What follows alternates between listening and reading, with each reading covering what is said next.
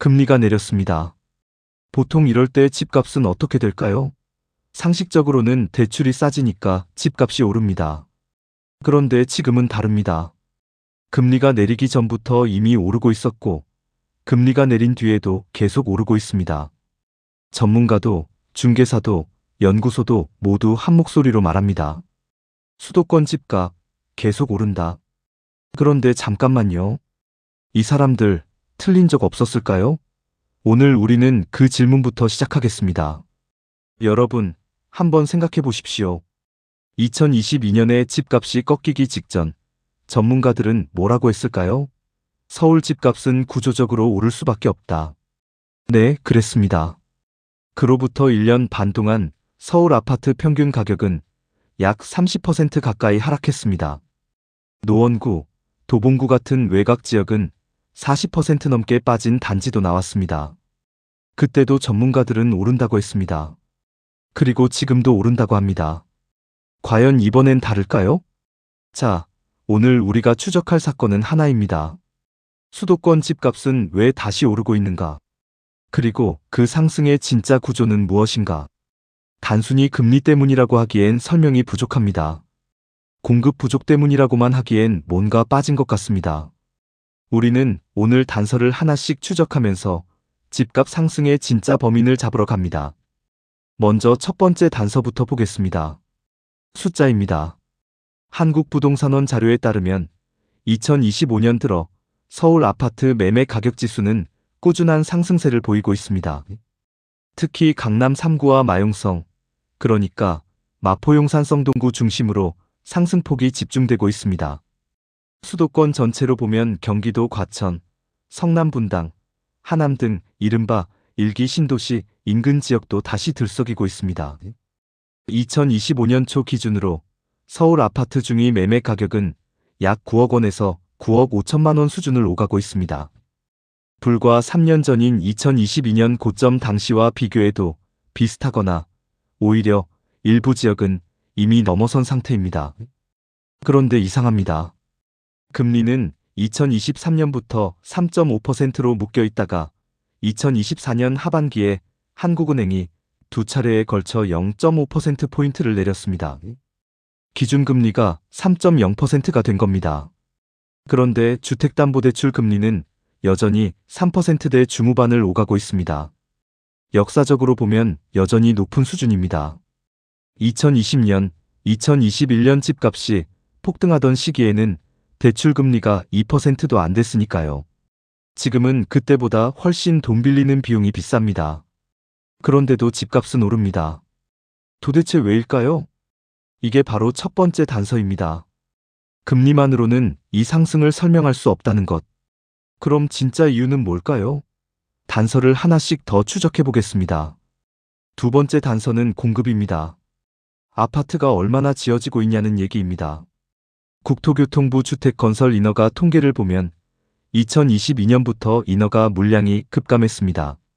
2021년 전국 기준 약 54만 가구가 인허가를 받았는데 2023년에는 약 38만 가구로 줄었습니다. 수도권만 따지면 더 심합니다. 서울의 경우 2023년 아파트 인허가 물량은 약 2만 가구 수준으로 수요에 비해 현저히 부족한 수준입니다. 여기서 중요한 경제학 개념 하나가 등장합니다. 바로 공급 탄력성입니다. 공급 탄력성이란 가격이 오를 때 공급이 얼마나 빠르게 늘어나는지를 나타내는 개념입니다. 쉽게 말하면 집값이 오르면 아파트를 더 빨리 지을 수 있냐는 겁니다. 그런데 주택은 공급 탄력성이 매우 낮습니다.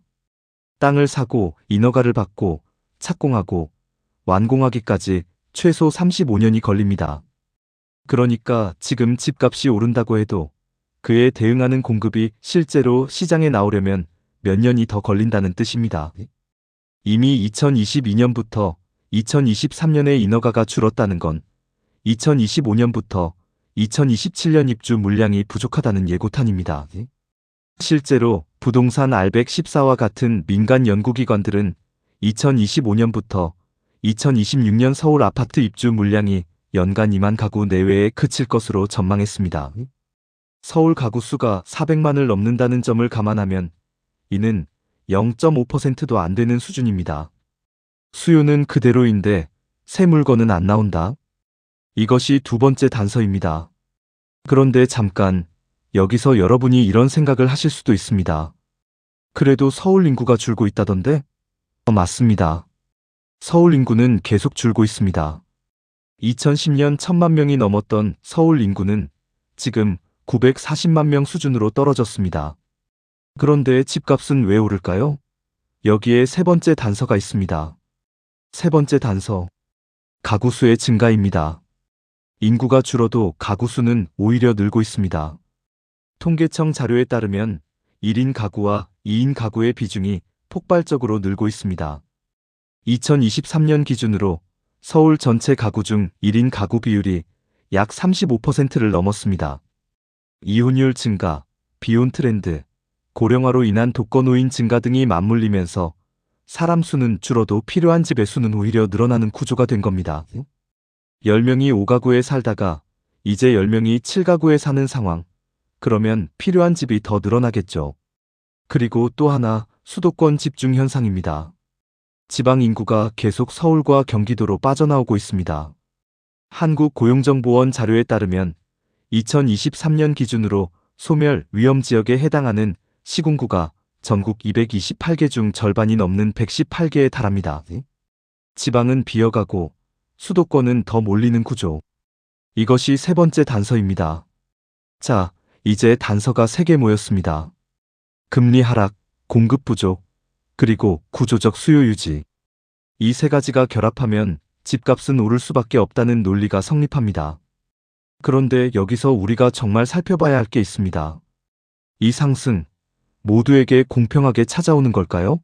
아니면 특정 사람들에게만 해당하는 이야기일까요? 여기서 잠깐 제가 3가지 사람들의 이야기를 해드리겠습니다.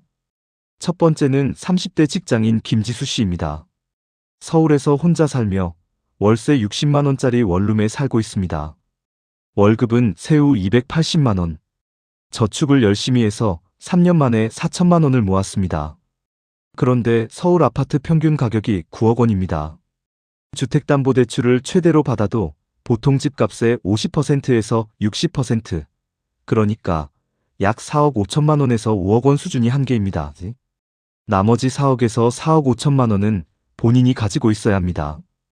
김지수 씨의 저축 속도로는 이 돈을 모으는데 약 30년이 걸립니다. 서울 내 집 마련은 사실상 불가능한 꿈이 된 겁니다. 두 번째는 40대 맞벌이 부부 박성훈 이미영 씨 부부입니다.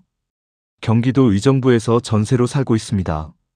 전세 보증금 3억 원, 합산 연봉 8천만 원. 아이가 둘이고 교육 문제로 서울 이사를 고민하고 있습니다.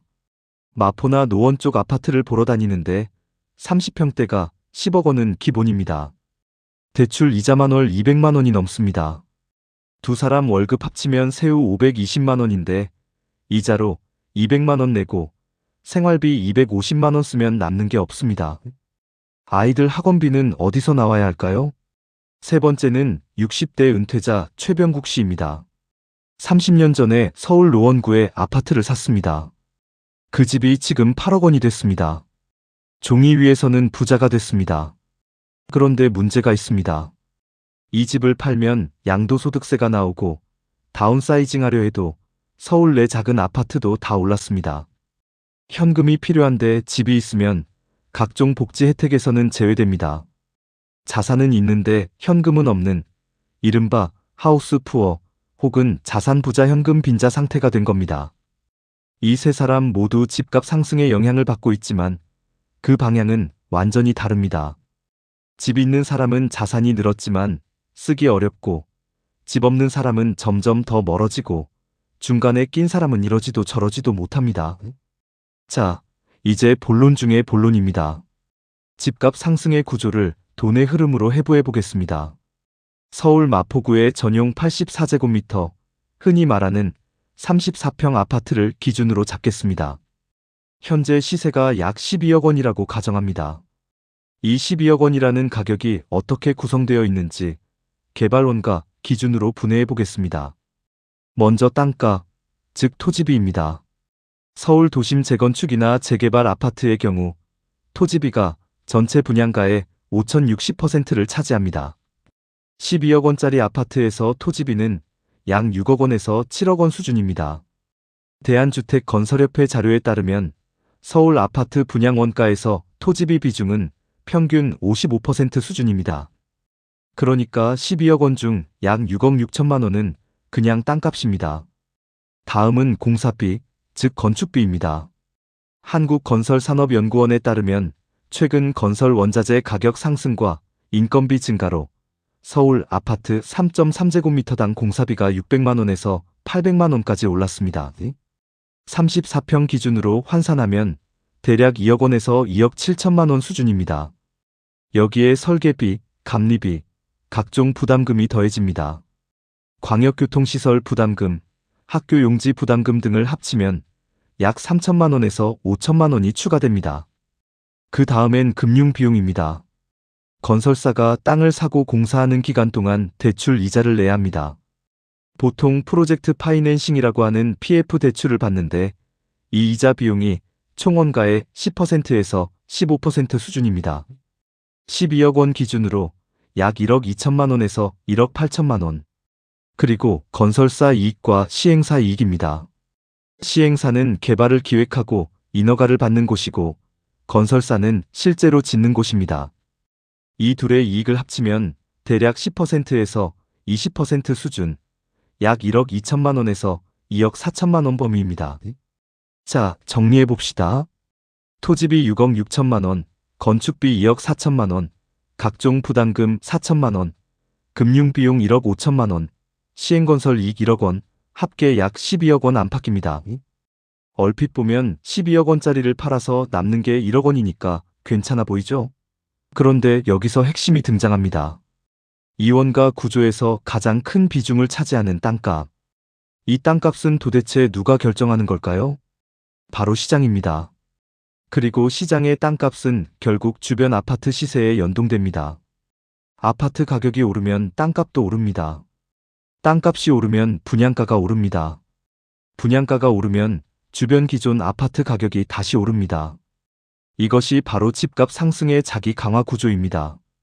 경제학에서는 이를 가격 상승의 순환 피드백이라고 부릅니다. 한 방향으로 오르기 시작하면 스스로 오르는 힘을 만들어낸다는 뜻입니다. 결국 12억 원짜리 아파트를 팔아서 땅 주인, 건설사, 시행사가 나눠 가지고 정작 그 집에 살아야 할 실수요자에게는 막대한 대출 이자 부담이 남습니다. 월 200만 원 이자를 30년 내면 총 7억 2천만 원입니다. 12억짜리 집에 실제로는 19억 원을 지불하는 셈입니다. 이제 전문가 예측 이야기를 본격적으로 해보겠습니다. 앞에서 잠깐 이야기했지만 이 부분이 오늘 영상의 핵심 중 하나입니다. 부동산 전문가들의 예측 정확도에 대한 메타 분석은 의외로 많지 않습니다. 그런데 과거 사례들을 보면 흥미로운 패턴이 보입니다. 2020년과 2021년 집값이 폭등하던 시절에 일부 전문가들이 거품이다, 조만간 꺾인다고 경고했지만 시장은 계속 올랐습니다. 반대로 2021년 말 정점에 가까워졌을 때 많은 전문가들이 아직 더 오른다고 했고 실제로는 그 뒤 급락했습니다. 여기서 등장하는 경제학 개념이 바로 확증 편향입니다. 확증 편향이란 사람이 자신이 이미 믿고 싶은 것을 확인해주는 정보만 선택적으로 받아들이는 심리를 말합니다. 부동산 전문가들도 인간입니다. 집을 가진 사람들이 많고 부동산 관련 업계와 연결된 사람들이 많습니다. 이들이 구조적으로 상승론에 편향될 가능성이 있다는 겁니다. 그리고 또 하나의 문제가 있습니다. 전문가 예측이 시장에 영향을 준다는 것입니다. 경제학에서 이를 자기 실현적 예언이라고 부릅니다. 자기 실현적 예언이란 예측이 사람들의 행동을 바꾸고 그 바뀐 행동이 예측을 현실로 만드는 현상을 말합니다. 예를 들어 유명 전문가가 집값 오른다고 하면 이를 들은 사람들이 서둘러 집을 사고 그 수요가 실제로 집값을 올립니다. 예측이 맞아서 오른 게 아니라 예측 때문에 오른 거죠. 어떻게 보면 전문가들이 집값 상승에 기여하는 공동 제작자가 되는 셈입니다. 그렇다면 이 문제, 해외에서는 어떻게 다룰까요? 독일을 한번 보겠습니다. 독일은 유럽에서 집값 안정성이 높기로 유명한 나라입니다. 베를린의 경우 2000년대 초까지만 해도 서울보다 집값이 낮았습니다. 지금은 많이 올랐지만 여전히 임차인 보호가 강력합니다.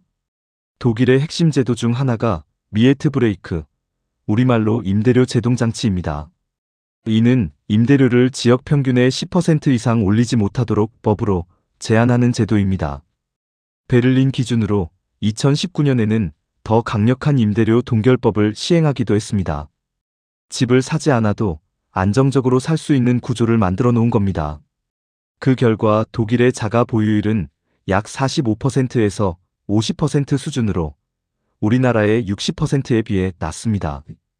그런데 독일 사람들이 불행하냐? 전혀 아닙니다. 안정적인 임대주택에서 20년에서 30년씩 사는 것이 자연스러운 문화가 됐습니다. 집을 꼭 소유해야 한다는 강박이 우리나라만큼 크지 않습니다. 반면 우리나라는 전세제도가 있습니다. 이건 다른 나라에 없는 독특한 제도입니다. 목돈을 맡기고 이자 없이 사는 시스템인데 지금처럼 집값이 오르고 금리가 바뀌는 환경에서는 전세 사기, 깡통 전세 같은 부작용이 생깁니다.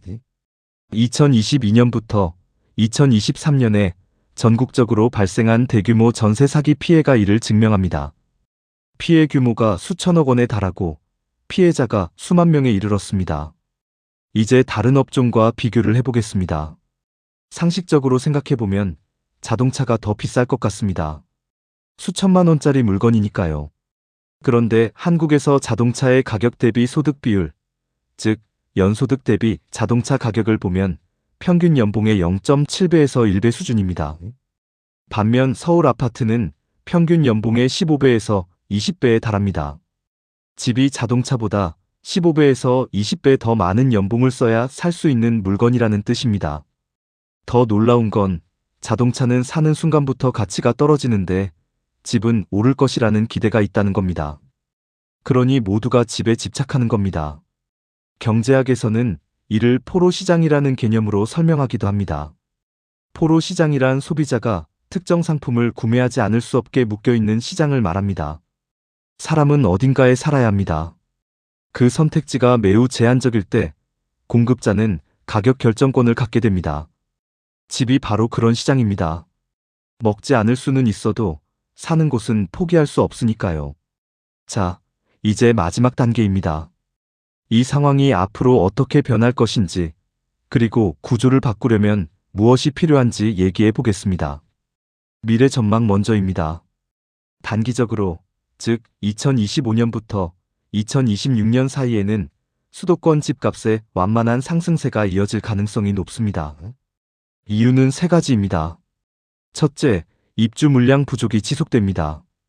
둘째, 금리 추가 인하 가능성이 있습니다.